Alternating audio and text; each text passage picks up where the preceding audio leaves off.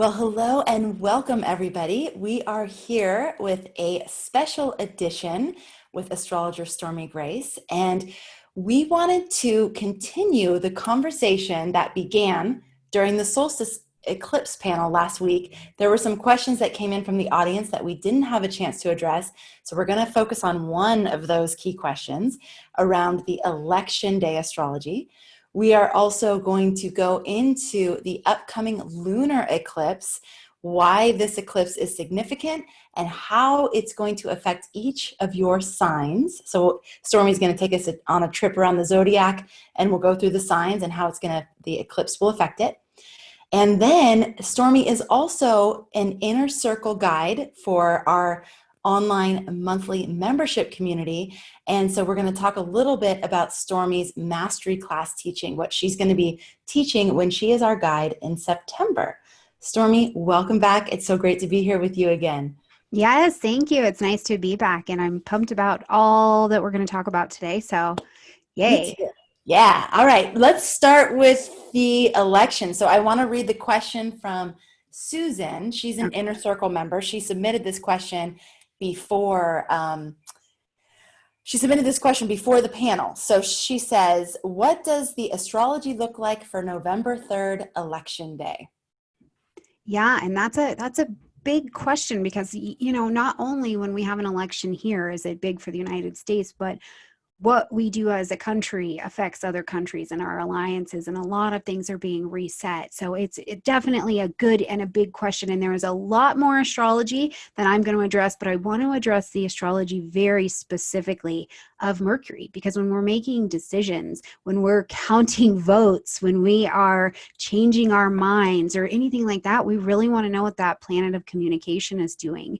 So when we look at November 3rd, it's just going to be a huge week energetically, but most specifically, we're going to see Mercury stationing, so standing still in the energy of Libra. Ooh, the balance of the scales on this day, decision-making energy as well, right? So Mercury in an air energy. So we already have a think tank going on with that kind of energy, or an information tank, right? But when we take this back and we look at past elections that have happened, especially when Mercury was in Libra, specifically in 2000, Mercury was in Libra but retrograde, and it brought issue, right? We had what the hanging chads happened then. Think back to that. If you don't know what that is, definitely look that up. But it's interesting because now we're approaching this time and it's going to be direct. So does that mean that we see a repeat? Does it mean that things that should have been happening are now, because Mercury's direct, we get to just move this into fast forward mode here in 2020? That's tricky. And also, when we're looking at times when there is a stationing is the intensity of the energy, right? So here on this day, we can expect, even though it's not going retrograde, technical difficulties, information difficulties, lags, snags, what's going on with the internet that day.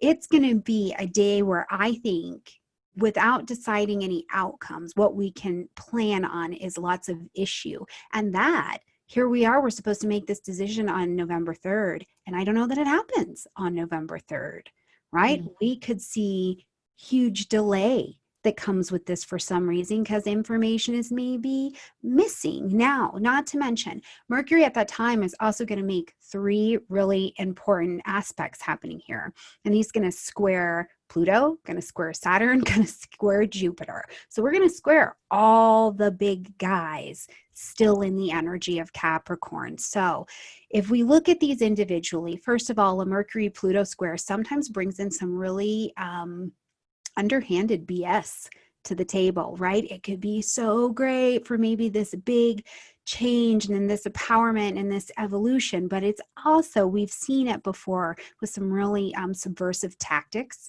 that are maybe even a little brutal that come to the table. So Rick Levine talks a lot about how this year Saturn got dethroned, but Saturn will fight for that authority. So we still have that up here on the table. Then we see Mercury squaring Jupiter, and this is just an issue of communication. We've got a miscommunication happening somewhere here. Something's been made too big. We're not making a big enough deal about something else. Something in information is not necessarily correct. I just think the word error comes to mind over and over and over again. But then also we see Mercury square Big Daddy Saturn over there. And this is Saturn's fight for its life, right? This is that Capricornian fight for the life. This is rigid thinking. I'm going to stay this way. We're going to keep it this way. Structure, order. Meanwhile, we've got Mercury in station who's like, maybe not. So really, a day where I think in terms of information and delays, and just really a lot of delays is what I think happens on this particular day, or we find out that information is just not accurate. Someone has cheated. There is fraud. There is something comes out with that particular set of energies. So Mercury will be the player, I think, to really pay attention to as we get into that day. Now there are, and I'll shut up with this, but there are a couple other things that I just want to say really quickly because we're talking about Mercury. But we've got this Gemini Sag nodal axes happening right now. So really the pathway forward for our leadership in the United States needs to align pretty strongly with that Gemini North Node energy because the node pulls us forward, right? And so our candidate who could potentially be the next president will need to have some pretty strong alignments or placements tied to that. So that's going to be interesting to watch how this plays out. We know we have some thoughts, whatever they may be, on current presidential status, but it's worth looking at that person's chart, not that person, but that person's chart, to see how it does align with that nodal pull forward, because sometimes what looks like a mess is actually the way forward. So it will be interesting to see what that looks like according to the astrology. So that was a lot. Sorry. It's awesome. It's so good. And I don't know that I've heard anybody break it down like that yet. So this is really good. And you're the perfect person to do this. I was hoping you would want to cover it last week, but we didn't even get to it. We didn't have time.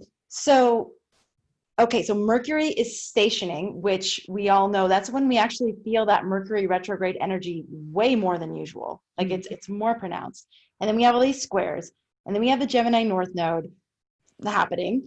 What's going to be your like personal strategy for working with this? Like how will you work with this energy, and or how do you propose that we all navigate this, which it could be obviously extraordinarily tense for people? Oh yeah. I mean, it just will still be tense. I mean, just the whole fact on the other side of that scale that Mars is still going to be in Aries, it will be tense. So how to work with it is, I think all of the work that we're doing right now, leaning into so much of the flexibility and learning, like really dig into the information, not just what you think or what you think but dig into factual information. Because ultimately at election time, we are really leaning to that node. We are looking to be pulled forward into something that is healthy, right? Something that is hard to grow into, but is good for us. So, what do you know about the candidates? What do you know about your own alignment with what they do and what they're about and what their history is? Where do you offer forgiveness to all candidates to see that they have maybe grown into their own potentials to lead and to guide and to govern and things like that? So I think really the way that we work with it is through the lens of information, which Gemini and Sag is beautiful for that. Mercury encourages the information. And then voting, honestly, right? Go out and do your thing. Go out and participate as honestly as you can. Because I do know, I was actually listening to this guy talk about revenge voting. And I was like, that seems entirely useless, but everything in its place, I suppose. But, do your part with heart. I think the challenge, Stormy, is one of the things you brought up earlier, which is the misinformation, disinformation, what information is true, what information is right. Mm-hmm. And we're really being called to become very discerning about A, where we get our information from, B, what information we trust, and getting, as many different perspectives on things as possible. And I think that's the Gemini too, right? It's just like, what is it Rick who calls it Gemini being information sluts? I'm sure that absolutely let's sounds all like become some information stuff you'd sluts. say. Or maybe it's Gemini Brett. Shoot, I can't remember. It's Sorry, either guys. one of them. Either one of them would say something like that. But just, getting as much information as we can from as many different angles, as many different sources to be able to inform our decisions at this point. Yeah, because I think that the number one thing that we run into is honestly not all of the information that is available. I think we run into our own personal bias, and mostly the challenge of it is that we don't think that we have it, right? But we do. We do, right? And you know that you do if you just won't go evaluate what's on the other side. And then the other challenge, like I love our humanity, right? But it's problematic at times because the other thing it requires us to do is not just to repost something we think sounds nice, but to do the research ourselves. And that is, we haven't had to be in that for some time. I mean, I think it's always been a good practice, but we've been able to kind of trust a little bit of what's been around us. And now it's like, no, I got to really do the footwork for my own household, for my own information against my own bias. And that's not as fun as just pushing share. Yeah, but it's a lot more empowering in It's the a end. lot more empowering. Yeah. Okay. Yeah. So Gail is wondering if you're going to be reporting on the presidential candidates charts. Are you available to do So that? Yeah. that's going to be a thing. But here's my situation currently, Gail, is I need some people to actually stay in the race, because this is the other challenge that I very much so see, especially as we approach this lunar eclipse and how it plays out and we get closer. Who's going to stay in the race? Who will stay? And from there, then we can do an assessment. But in the meantime, it has given us all astrologers, abundant amount of time to look over Donald Trump's and to look at the chart, not the person, but the chart, to see what work he's being asked to do here or not. And that's a really interesting place to be able to evaluate it from. And it takes a lot off the table to be able to do that. So far, he's in the race for sure, that we know of. Right. Everybody else I still have a question mark on people, even Biden. I've got a big question mark if that guy will stay in the race or not. Wow. So interesting. I remember in 2000 when we did the election panel, and there were a few astrologers who were doing what you just said. They were looking at the chart. They were looking at Donald Trump's chart, and they were able to predict that he would win based on the chart. And they also said a few things.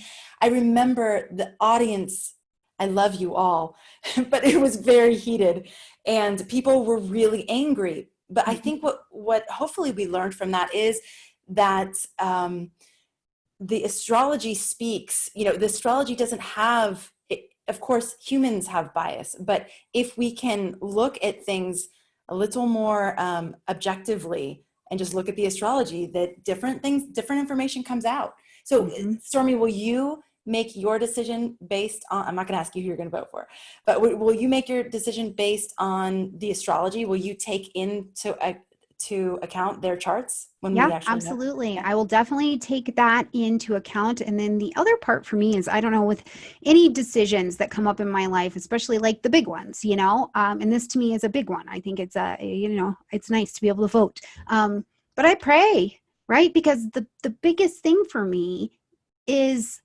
am I making this decision based out of fear, right?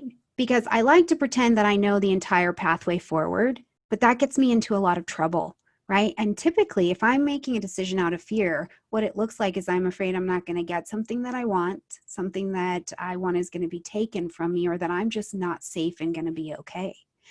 So there's an element of faith that I think comes into also applying the astrology, which is, if there is this power that really has it all under control and I am safe and protected always, what's the right pathway through, even if my bias is standing in the way? And that's self-work. That is nothing but self-work, right? So those are the things that I will take into account as I continue to make decisions going forward.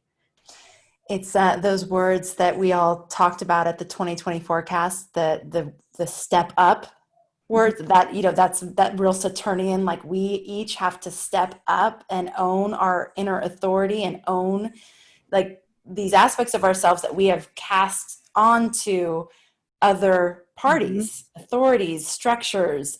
And this is an opportunity, as we're all having all year long, Yeah. to step up and make these kinds of decisions from a place that's, what I'm noticing is a lot of us make decisions from our trauma, from Mhm. our, like you said, from our biases. And do those give us the results that we want? Right. Is that giving us the outcome that we want? So big questions, and there's Okay. no right answer, right? This is all individual. Yeah, Yes. completely. But, and I just thought of this came to me too, when it comes to specifically what can we do around the election is I often see posts about what the parties are doing wrong. Do your research and go figure out everything in the last 10 years that they've done right. And then make your decision. Look at all of the information. What has Biden done well? What has he done poorly? What has Trump done well? What has he done poor? Right? Like pull all of it to the table and taking these questions into the space of joy and rightness. Sometimes I think we don't because we might find out things that are not as terrible as we thought, right? On either way. And that's not party specific, but everybody's done great things and everybody's been a shit show. So, like, I love it. Yes, true. All right, so yeah, let's go to the eclipse. So we've had two eclipses. We had the one on June 3rd, June 5th. fifth. Yeah. Okay, I'm going to mess up all these dates, but we've had two eclipses already. I do know that. And we're having one more coming up on July 5th, or is it on the 4th for some people, depending on where you Yeah. are? Just depends Okay. on where you're at. Some are on the 4th, some are on the 5th. Okay. And your Yeah. background's perfect for this discussion because it's Yeah, going to be this is going happening. to be in the Yes. July backgrounds because it turns Exactly. out, come hell or high water, the United States is having a birthday, and I'm an American, so we're going to have some F-bomb cool background. So either way, whatever happens here. Yeah, exactly. Well, so tell us about the significance of this upcoming eclipse and why it's important, what kind of themes we're going to be working through. Yeah, absolutely. So it's really kind of neat because even though it is an eclipse and that makes it bigger, it brings more intensity to the energies. We're going to see the impacts longer down the road. One of the things I like to also keep in mind that this is still our full moon for the month. So there is space to just personally, really personalize this, take this out of this, oh my God, it's so intense kind of energy and bring it back to home and see what you can do with it, right? So a full moon just in and of itself says that something needs to be ended, acknowledged, or adjusted. And we're able to do it because the light of the moon it's showing it all to us. The stuff we couldn't see, the stuff we didn't want to see, the things that we didn't even know we needed to see, and they are right there. You know what I mean? So it becomes this really personal time of the month for everybody if we remember that this is still our full moon for the month, but it's also just going to have some extra spice there at the end to kick us down for about 6 months. Now, this is going to be happening at 13 degrees of Capricorn. And the neat part, I think, about this particular eclipse is that we've had so much on the Cancer Capricorn axes, from the nodes to the energies. All of these things have been playing out here. And now we get to officially get ready to wrap this up. We get ready to leave this Cancer Capricorn axes. So, in the next 6 months, and I really actually feel like the impact of this for many people, because we've had a pandemic and that'll just throw a wrench in things, will probably kick in about 6-7 months, but you get to wrap up some things. You get to wrap up crystallizing some lessons, right? And it's nice because this eclipse is going to shine a lot of light on what have you been working on in this Capricorn area of your life. Have you worked with Saturn? Have you worked with these eclipses as they've blown through there? Did you work with the nodes to crystallize and to learn how to make structure, where self-discipline is called for in your life, where you need to organize, where you need to be a better manager of resources, whether that be globally or personally? Also, where have you learned to create your material structure in this world, right? Something you can stand and grow and build from. So for each of us, we're getting the opportunity to say, yes, let me check in. I've learned those lessons. No, I haven't. But in the next 6 months, promise I'm going to wrap that up. Like you get an opportunity to have that conversation at this particular eclipse. Now, in a bigger global sense, this is just a hard hitting energy, and it will be, I think, a piece of the fight for power. The last pieces of fight for power, or for things to stay the same. You know, for a long time, especially as we're staying at home in the pandemic, people are saying, well, I can't wait for things to get back to normal. And it's like, oh, ouch. That's a tough one, right? That's a tough one, because the structure is now ready to leave. The old structure is ready to leave. So this is going to be an eclipse. This is an eclipse for the home. And it's definitely going to be an eclipse for the home, because the sun and Vesta are actually conjunct each other. And Vesta is our keeper of the hearth. She's the keeper of home. But you know what she's also brilliant at doing? Breaking things down into digestible pieces of information, so we can still have harmony even while things are changing, right? So here Vesta's looking for domestic, home, family, the people kind of energy is going to be brought to our attention with the sun shining over there in Cancer, and then hugging up with Vesta. So there's going to be definitely this sense of recommitting to what is safe and what is secure and what is of the people and what is home. But in order to do that, we do have to get rid of some structures, but we have to do them in a wise way, where we show Saturn that we did speak to the work that he brought us. So good. Okay, so can we go through the signs? Because I know each sign is going to be affected a little bit differently. Yes, we definitely can. I want to just point out just one more placement really quick at this moon that I think is important. This moon is going to sit sextile to Ceres. So we've got the sun interacting with asteroid Vesta, home, hearth. We're grounding it down. But this sextile, which, you know, when the planets have sex, that's good for us. So yay. So sitting in sextile to Ceres, which is how we work, the working woman, the way that we, it's very much so a feminine, and I put that in quotes because that's very open, but it's a very much a rise of feminine energy over there with this connection with Ceres. So in thinking about moving forward the election energy as well in this next 6 months, a rise of a feminine energy will certainly present itself from this eclipse into that election energy, I think. So I just want to kind of throw that out there gently as well, because it will have an influence. Okay. Very nice. I know, right? So much. It's just so much. So much. And do you feel like the storyline of what this, the context of how this will play out in people's lives, are we already set up for that? Like, has it been sort of been set up during this eclipse season, or is it going to be like something out of the blue? Yeah, no, I think that both the eclipse that we saw in Cancer right there at that 0 degrees, and also this one, we've seen it. We've seen it. We've been in this Cancer Capricorn axis for a very long time here, right? It's been a couple years. We've seen it. I don't think this is new, but I think the revelation of the change is what we get to see. And we're not seeing it new. We're seeing it with new perspective, with like a new pair of glasses, where it's like, oh, it's that same old thing, but what about this? Right. Let's wrap this up and learn about how to do it better. Because, you know, the other thing about it is that not everything will need to die. Some things had wisdom in their structure. So we'll get to see that as well, I think. Okay. It's so interesting, you know.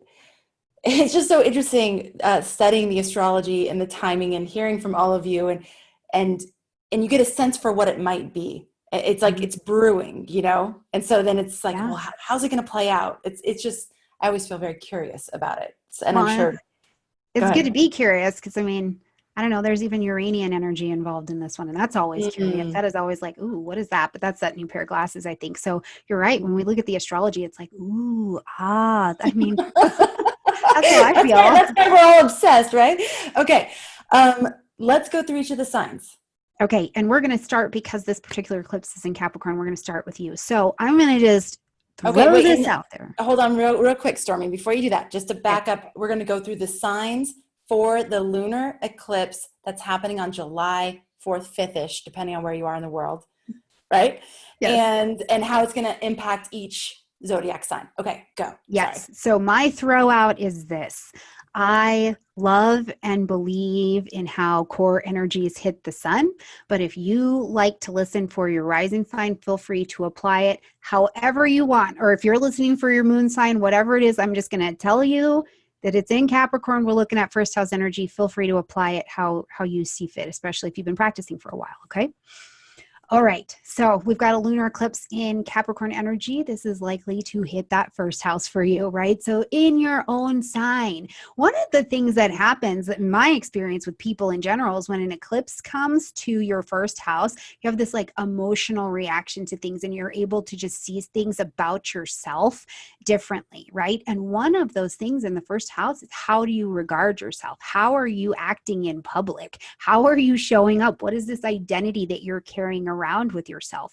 And so you may be able to have a veil lifted a little bit here, right? And start saying, I'd like to show up a little bit more like this. I'd like to be seen. I'd like to be regarded a little bit more like this. But also one of the other things is that you may just come to a space of physical change here, right? You may be like, and it's a moon, so this is emotional. And I tell you what, whenever somebody cuts their hair, they're about to get a new life, right?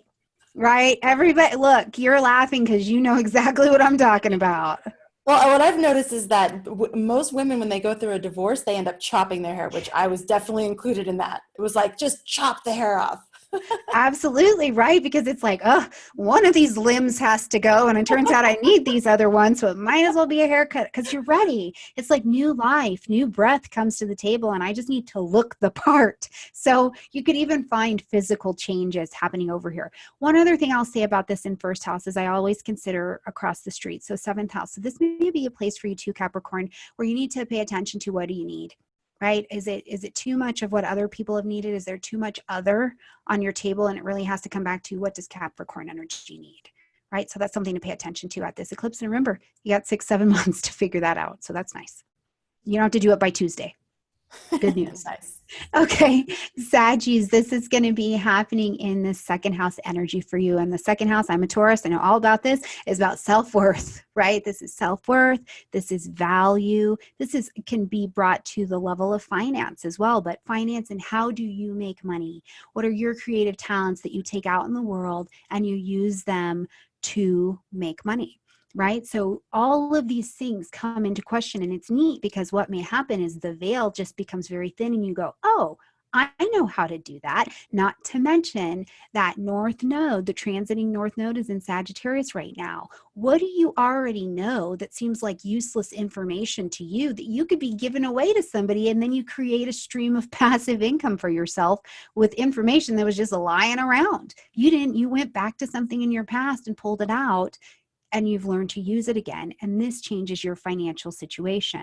That's a beautiful use of the moon, I think, right? Connecting to something in that particular area. But this could also just come down to finances. If it's time, because an eclipse brings a disruption, is it time to relook at finances? And I don't practice fear-based astrology. So a disruption, even if it feels like this is terrible, keep your eyes open and let fall away from you what is trying to go. Because that is the universe, the balance saying this won't work anymore. So if it's like that, the positive side is something is just trying to clear a pathway for you.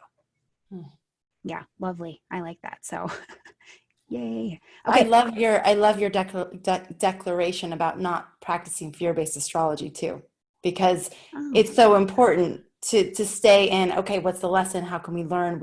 How do we grow through this? So, yeah. Yeah. No, I mean, we're human. We don't need help being fearful. Like, we're good. Set. So, got that covered. Yeah, maybe on the human condition is built in. All right. So, Scorpio energies, we're going to look towards the third house energy for you. So, and this is specifically, thinking about the rising being in the Scorpion energy. Anyways, so this is the third house brings in our learning. Right? What am I learning? What have I been learning? Where do I need to crystallize my learning? Maybe where do I even need to start to wrap up some study? But I'm being shown this vision, if you're Scorpio rising specifically, that maybe it is you need to take your learning to a different level, or you need to be teaching at a higher level. Something in there looks like this is the study position. Most specifically, have you been the teacher for a very long time and now it's time to be the student? That could be something that comes into the learning. But also with Saturn just having, been running through this area of your chart, many Scorpios are learning to recommunicate. How do I communicate? Right? I have all these amazing things to say. How do I say it? How do I put it out there? So something in the realm of your communication maybe is getting, the veil is being lifted and you're being shown an adjustment here. I also think that give it about a week, but this would be beautiful if you had that website, that book you wanted to launch, something like that. You could be caught up in the energy and this would be lovely. It would be a lovely way to bring that to some kind of closure, but also have it be sustainable. So that could be really nice. I want to just say this too. If you've been studying 100 programs, maybe just choose one. Right? Like really just like one. Amanda and I were talking about it. We got 100 books over here, but it's like maybe just finish one. That'll be good. As long as it's on Audible, as long as there's an audio version, Stormie. That's a little inside there. Go ahead. Yeah, previews to come. Okay, yeah. For my Libra rising friends in the arena of fourth house energy, this is, home and family always come into play when we've got this. Not only is it in Capricorn energy, which is very much so about career and career circumstances, but then it's a moon, which always brings in the effect of home and grounding, right? So for many of you, work from home is still a thing, right? But what if you're wanting to move and you're wanting to change job at the same time? Do you have the kind of job that you can work from home, that you can take it with you, that you can travel? Or is it just time to change your residence in some way, shape, or form? The other big thing I think about, especially if this particular eclipse is not only happening in your fourth house, but falling close to your IC, so the very bottom piece of that chart, you may be having to relook at your connection to family members, right? Like, what's the reliance going on in the family relationships? Or is this the time where you're going to actually, the drama or the disruption doesn't come into your life specifically, but it happens in the life of a parent figure, and you're required to step up, Capricorn, and take on more responsibility in some way. So that could definitely be something that we're seeing come to your table, which again, maybe that puts you in a position to need to work from home, right? So all about firming up home, getting secure in some way, though, will be on the table. Virgo risings or Virgo energies, the fifth house energy, any place you are not experiencing joy, where you are not creating, where you are feeling like, oh, I just need to have some sex, all of this will be lit up for you, because the level of desire that gets uncovered at an eclipse really steps into your space for the next 6 months and goes, hey, are you having fun? Hey, that's not fun. I don't like that. That's not very playful, right? With your children, there could certainly be revelations with your children. If you've got teenagers over there, right? You don't always sit around on the floor with them and play Legos anymore, but where do you sit and you play and you talk and you engage them where they are in a way that's funny or that's fun for you guys, that's creative? This is a wonderful moon to help uncover where maybe it's been a little too serious, right? But there again, I will tell you, if you've had Saturn rolling through your fifth house and you do have children or you have projects you started, you really got to see how serious you need to get with it. They maybe started going through a little something, which puts you through a little something, right? So at this moon, though, I think it's a great opportunity to let the veil show you where there can be inserted more joy along with the structure. That might be useful. I'm also getting this thing that if you are attempting or planning to do an adoption, it's still okay to do it at this time. So for whoever that's for. Right? I love how you do that. They just blow it in here and I just say it out loud. Okay. So Leo rising friends, sixth house. Sixth house, daily routines, service, being of service. So what could happen at this moon for you is you might find yourself really on a subconscious kind of back here level where it's like, man, I really like to be able to volunteer at the animal shelter, but I have this job. There's no way I could possibly make that happen. But all of a sudden you're starting to feel drawn towards service, and it's like a revelation of service, or it's a revelation of an alternative way to be a part of your daily routine, right? Have you been in the daily routine of your life have you been doing something and it's not actually breathing life into you? Right. And it's like, I need an alternative path to be able to do this. Have you been seeing, because they don't get enough credit, but have you been seeing alternative practitioners and you've been Reikiing yourself and it's not working? Is it just time to see a Western practitioner, right? They have a place as well, or an Eastern practitioner, right? Whatever you've been doing, this eclipse will kind of lift that veil and say, that's just not working. Let's take a different leveled up approach to looking at how this can play out. Also, though, in the 6th house, an eclipse can make you really, really tired. So if you're over there like, Stormie, I can't, I'm in a spiritual crisis right now, I'm so tired. Sleep, take your time, ease up the daily schedule, right? Take off your plate what you can, instead of hitting the gym until you die, like maybe just a walk is okay. Just give yourself permission to be of service to you as well with this particular moon. And remember, this is 6 months. So 6 months in a daily routine, then you can have something different established. This is also really good if, in case anybody wants this, if you have coworkers or employees, if you own businesses and they are on the way out, but like you didn't know they were on the way out, they'll leave in 6 months. Less time. Yeah, sometimes it's so funny. I used to have this boss who was like, oh, I'm so excited to see everybody today. Is anybody on their way out? And I'm like, what have you been going through? Like, what has your experience brought to your table? So, oh my gosh. I know, I think it's so funny. Okay, so Cancer energies, Cancer rising, Cancer energies, this lights up the house of relationships. So kind of in the opposite effect of our Capricorn energy, this is very much so about others, right? Where it's going to ask you, like, where are you not being so much about others? Where do you not feel this connection in your relationship where you feel safe? You feel like there's structure. You feel like there is something solid in your relationships, right? Where are you not expressing yourself in your relationship? So if there's something that feels like the direction of relationships, not just conscious, chosen one-on-one relationships like business and romance, but I also think the relationship, the one-on-one relationship of you and whatever this creative force is that you tap into. If you feel like there is an imbalance or an offness in the direction of those relationships, one of the things you can do with Capricorn energy is go back in and say, okay, where do I need to ground down? Where do I need to bring some self-discipline in? Where do I need to be accountable for speaking up for what I need here, but also listening to what others need?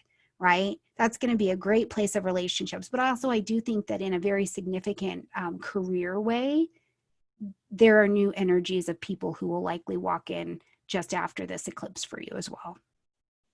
So that'll be neat. I'll look to see who comes in, because what they will do is change your identity. They'll help you change your identity in a significant way. Okay, Gemini energies or 8th house energies.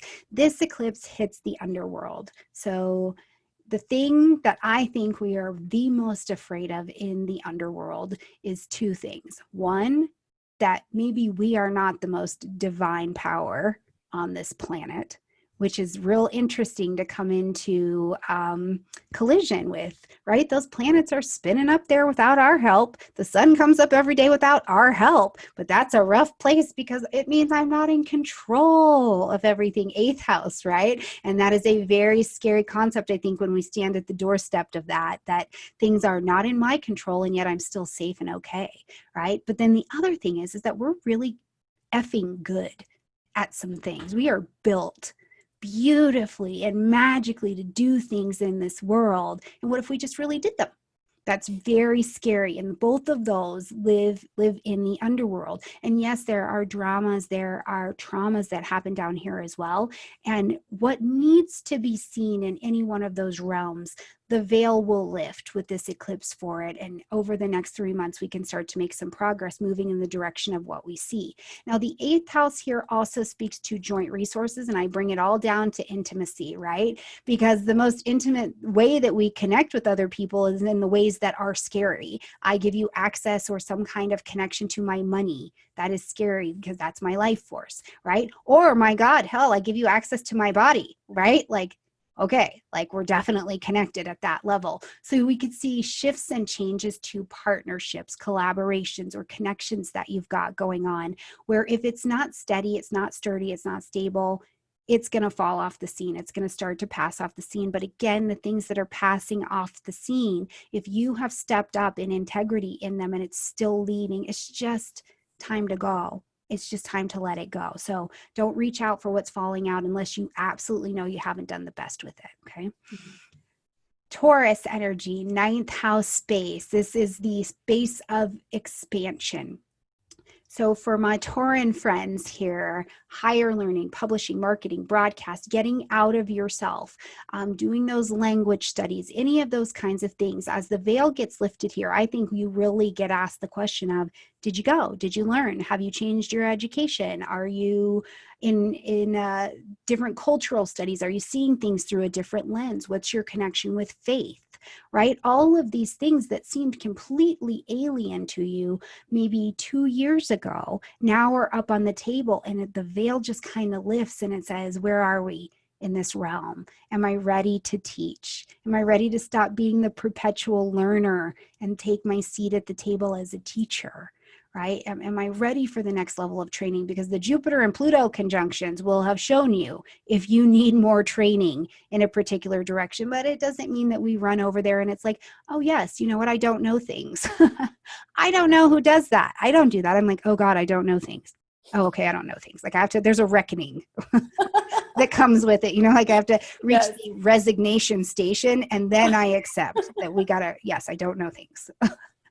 Right. So a leveling up in this area, but I also think it peels away opportunities for you to expand out that maybe you couldn't see before. Right. Or opportunities maybe you were teaching, you were YouTubing, you were broadcasting in some kind of way, and it's not the right fit. Those marketing or expanding opportunities can be out there. This could also, if you are working from home or just expanding your business, this could bring international business to your table at this particular time. So that would be exciting as well. Okay, we're almost there, guys. Aries, 10th house, solidly in the 10th house. And Aries, I just have to send y'all some love. Like, this has just been the year of figuring out who you're going to be when you grow up, really. I feel like the last couple years you were like getting there and it's like, maybe I do want to be an astronaut. And then you're like, oh my God, I don't want to be an astronaut. But what, you know? So all of this wrapped into all this identity work. And then we have this eclipse.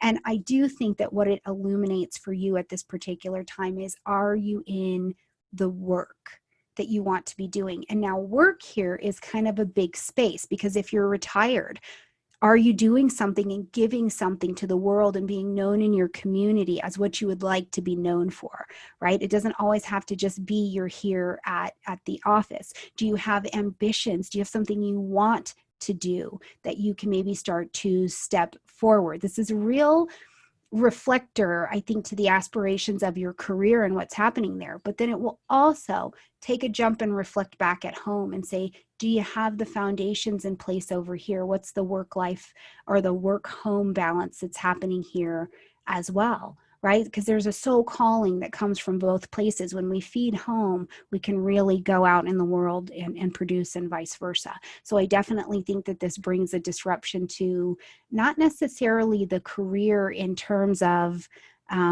everything falls apart, but it could also be big changes to your industry that make you look at how you're doing work. And there are some jobs you can go to. There are some careers that you can go to and be in love with when you're in the office. But the idea of having to do that career from home is like, oh no, I don't even think so. You know, so this could bring that level of change to your table as well. So keep an eye on your industry as well as just the job itself. Okay. All right, Pisces, this is lighting up 11th house. So the 11th house, friends, social media, social things, causes, but long-range plans and goals. This also is a big piece of the 11th house. So one of the things I think of here is truly in your friendship or your social connection relationships. If they're not steady, if they're not feeding you, if you are not feeding them, right? If you're like hanging out on the outside watching everybody have the conversation, this may be your indicator to either get in or get out, right? Like let fall what is not energetically sound in this particular area, because the structure of it is just not going to be strong enough to build anything on. But I also feel like because this is a Capricorn eclipse for you, It is the encouragement to invest in your future, right? Like to physically invest in what you want to do. Do you have hobbies that you like? What do you have built for yourself down the line? What's the ambition that you have here?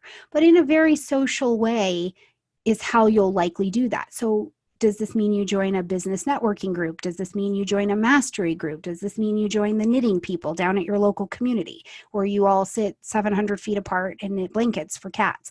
Fine. Whatever it is that lights you up, go do that, right? Like get invested in this, because the self-discipline of that investment is going to pay dividends for you down the road. And truly, truly, Pisces energies, if you don't have a tribe yet, put your hand up in the crowd and be like, I need a buddy bench. Like go to the buddy bench and let us know that you need a tribe, because the 11th house is your call to put some structure in the friends and the social world that you have.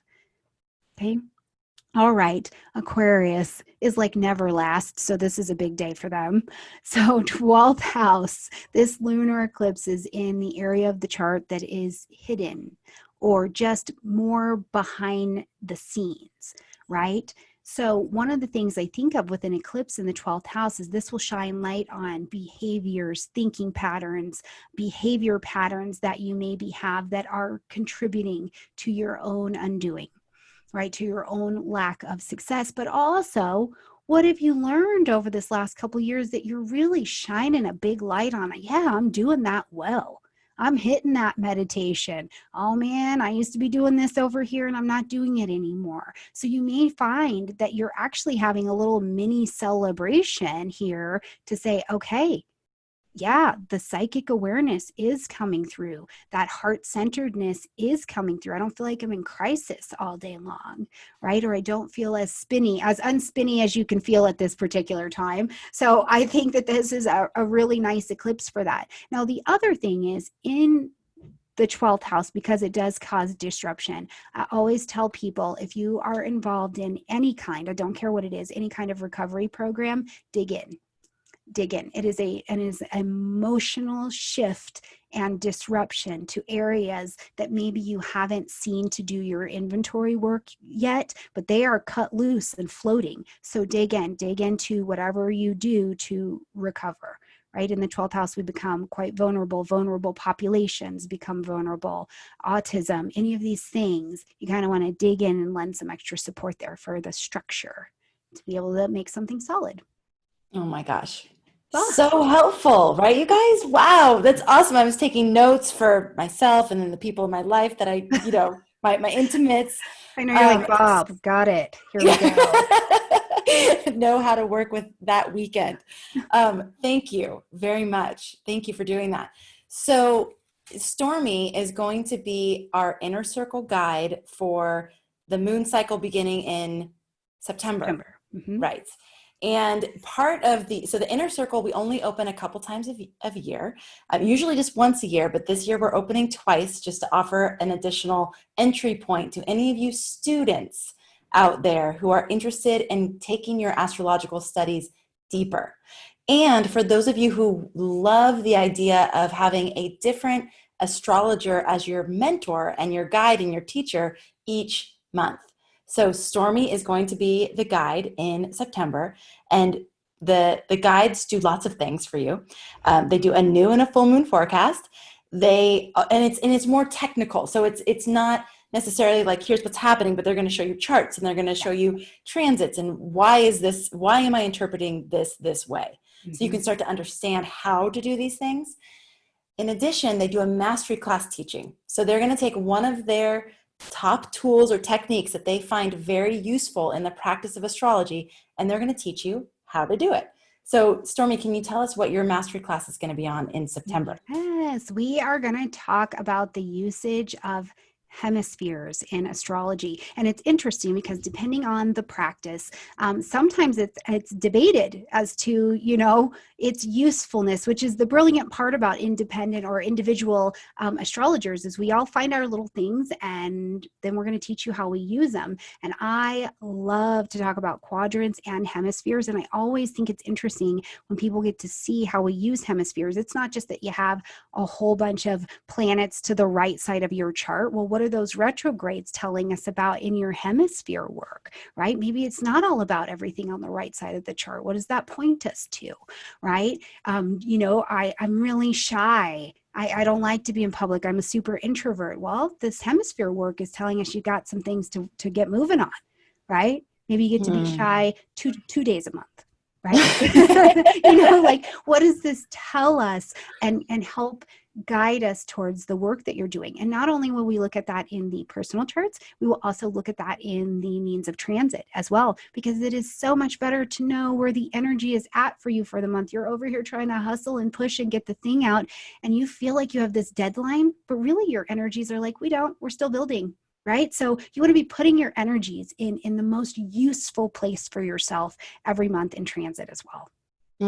I love this mastery class, Stormie, because it's both beginner friendly. So it's something that beginners can grasp, but then it's also helpful for people who've been studying astrology for a long time, because they may have never learned about it. They definitely probably haven't learned from you about how you do it, but then also it's not a thing that a ton of astrologers apply right now, right? Yeah. So it's probably new for a lot of people. Yeah, I think it will be. And at present, I have actually only found 2 other people. One of them is no longer with us, who actually use that. And we got to have a very good conversation about it. So I'll also be bringing whatever I learned between now and then to you guys as well. So if it's, no matter where you're at on the scale, you can see how it fits your practice. And that's beautiful about astrology. You don't have to learn everything all at once, but then you learn a little something. Exactly. So if you're interested in joining us for the Inner Circle, you can go to astrologyhub.com/inner circle, check it out, read about it, see if it's right for you. And this month we have Gemini Brett as our guiding astrologer, and his mastery class is on astrolocality. So any of you that are thinking about moving, which is an interesting thing right now because we don't really have the mobility that we've had. And or if you, one of the things he's teaching us how to do is to look at the energy of different places. And if there's an energy that really resonates with you and your soul, how do you bring that energy to you? Mm-hmm. How do you learn about that culture? How do you bring in the music and the food and the clothing and the things so you can surround yourself in the energy of that place? So lots of different ways to work with it. And we're open until Tuesday. So if you want to jump in, if you want to try it out, we'd love to have you. And Stormie is going to be our guide in September, which we can't wait for. It's going to be good, but they're all good. So you know what I mean? It's not just like, oh, just September will be good. Everybody is so dang good. Gemini Brett's class is killer right now too. So yes. And then we have a bonus if you join during this enrollment period is Sasha Benedetti, who was our last guide. She did a class on Venus cycles. So you'll get that as a bonus. Next month, we have Linda Bird, who's going to be teaching like a very, almost like a recipe approach to reading a chart. So start here, go here, look at this, integrate this. She's going to lay it out in a very formulaic way that she has taught to many, many students to make it easier. Because sometimes you look at that chart, it's like, oh my God, like where do I start, right? It's overwhelming. So anyways, that's all coming, and we would love to have you check it out and see if it resonates with you and if it seems like a good home for you. One of the things that we're doing here in 2020 is finding our tribe, and the community of students and astrologers is amazing. So if you want to find your tribe with astrology, we're here for you. So check it out. astrologyhub.com/inner circle. All right, Stormie, is there anything else that you want to say to the audience before we sign off here today? I don't think so. Just keep practicing astrology, and, in the fine words of the internet, just don't be a jerk. Just don't be a jerk, Is the internet saying that? I missed they that. Are. There was this one little meme with this super cute kitten, and it was like, don't be a jerk. And I'm like, pretty much, this is like all of life right now is please don't be a jerk. So good. All right, everybody, thank you so much for tuning in for this special edition. And Stormie Grace, thank you so much for being here. It's always so fun to connect with you. And I'm just really excited that we get to keep doing it more and more this year. Thanks for giving your insights on the election too, because I know that's like this touchy thing. Some people are like, some astrologers are like, I'm not touching that. And you're always game. So I really appreciate that. Stormie's like, I'll do it. I will. Yeah. Well, anytime you just invite me back and we'll get into that bad boy. But thank you so much for having me today. And thank you guys for being here. All right. Take care, everybody. We will see you soon. Actually, I'm on later today with Nadia Shah. So another special edition episode with Nadia Shah. We'll see you all very soon. Bye, guys. Take care, everybody.